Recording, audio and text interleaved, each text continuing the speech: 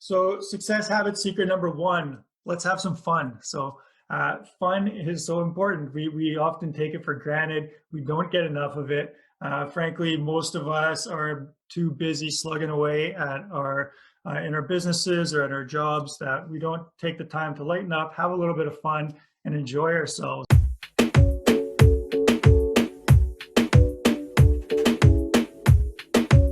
It's one thing just to plug away and knock off a whole bunch of stuff on your to-do list, but if you're not enjoying it, are you actually successful? If you're not looking forward to your day, are you successful? So develop the habit of fun and enjoyment. It improves your well-being, your physical and mental health. So very key to feeling good, both mentally and physically. Increases your productivity. When you're feeling good, you're having fun, you're getting stuff done, and it's just a much better experience than when your brain is, shut off, you got lots of stress or worry, you're just not going to be productive. And creativity, you need that lightness, that openness, fun and enjoyment to have creative ideas, to have positive new ideas and connect, great information and knowledge. So how important is your well-being? Like, how important is it for you to feel good, to have fun? Make it a priority. So we always have all these priorities, and usually at the top of the list is, work and our ambitions, our goals, and we really put a lot of time and energy and effort into them, but we put having fun and having our physical and mental health, we kind of put it on the back burner. We don't prioritize it. So it needs to go higher up in the priorities because it affects everything else in your life. And then with any habit, you want to identify yourself with that habit. And until you identify yourself with that habit, you are not going to be able to use the habit effectively. So do you identify yourself as someone who's happy, as someone who likes to have fun, someone who's enjoyable to be around? You need to kind of create that identity and vision in your mind, in your life, how you can step into that. You don't have to be the super outgoing, happy-go-lucky person, but you can be positive, presentable. You can be someone who enjoys having fun, whether that's crushing a bunch of video games with your friends or going out to the movies. Maybe that's presenting in front of a whole bunch of people or working on growing your business, whatever you consider fun. But create those moments of enjoyment. And this also translates into things like if you want to start running or you want to start working out, do you identify yourself as someone who's physically fit, who's physically healthy? Do you identify yourself as someone who goes to the gym or someone who goes for a daily jog, as well as other habits like reading? You check out those books behind me. I'm a reader. That's who I am. That's part of my identity is I'm a reader. I read every day. That's one of my success habits, and I identify with that. So that's very key. Moving on, success habits, secret number two, we're going to continue.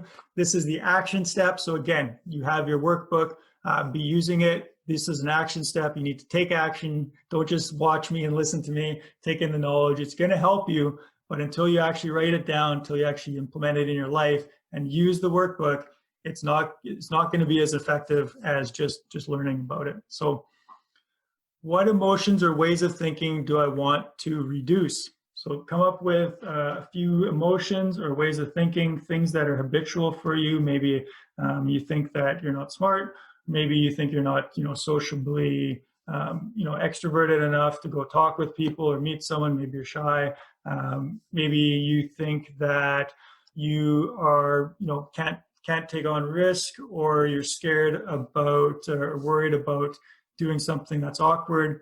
Whatever it is, whatever your different emotions, whether you're upset, you're anxious, stress, things like this, that negative type of emotions or thinking, pick at least three that you want to reduce, just so you have a list of them. And then think of what situations cause me to feel this way. So when I'm stressed, when I'm I'm overwhelmed, too much going on, what situation causes that? Well, first of all, I book my schedule solid, so I have zero room if anything goes wrong. So now I feel overwhelmed because I have all these calls, all these people, all this work that I have to do. I've overbooked myself 6, 7, 8 days a week that I have of work, and I need to get it done in 5. So obviously, that situation is causing your stress. So you need to recognize that, figure out a way to not do that again, to maybe give yourself a bit of a gap in between projects, in between calls, whatever it is. If you're being overwhelmed, figure out a system. So maybe you need to systematize what you're doing to not be so physically active in the tasks that need to be completed. So work through which situations produce those negative thoughts, those negative feelings. And then ask yourself, how would I like to think and feel instead? So instead of being stressed when I'm overwhelmed, how would I like to feel instead? Maybe I'd like to feel grateful that I'm very busy, that I have all this work. And I want to take a calm, clear look at it. And I'm grateful that I now get to structure all this overwork into a certain way. Maybe I need to push things out, or maybe I need to delegate or drop some stuff. There's always one or two top things, and the rest can just kind of either get pushed aside or delegated or left. If you're looking at your priorities, then you're good. You know, one or two things. You don't need to be doing 10 or 20 different things. And then ask yourself, how would I like to, think or feel instead? Thought and emotion must combine for change. So this is another key, is that you need a good thought and an emotion to go along with it in order to change. So it's one thing to recognize and understand on a mental level, but you need to also have the emotion of actually feeling the gratitude, feeling the ease, of that stress leaving you, whether that's through meditation. And so you need to pair the thoughts of understanding with the emotions of the feeling of how you want to feel.